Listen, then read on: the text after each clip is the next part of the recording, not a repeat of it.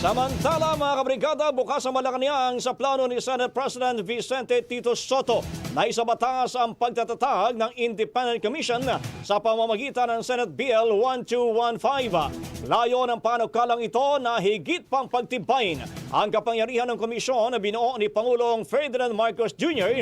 upang mapalakas ang mandato nito laban sa katiwalian. Ayon kay Palace Press Officer Claire Castro, nakikita ng palasyo na makatutulong ang hakbang ng Senado upang masiguro ang pananagutan at integridad sa lahat ng proseso ng pamahalaan. Dagdag pa niya, iisa ang layunin ng ehekutibo at ng Senado na tiyakin na mapapanagot ang sinumang sangkot sa anomalya. Sa ngayon, wala pang direktang komunikasyon sa pagitan ng Pangulo at ni Sotto hinggil sa panukala, ngunit tiniyak na Malacanang na bukas si Pangulong Marcos sa anumang inisyatiba na magpapalawak ng kapangyarihan at operasyon ng komisyon. Ang bahaging ito ay hatid sa atin ng Drive Max Coffee. Ligayang tuloy-tuloy!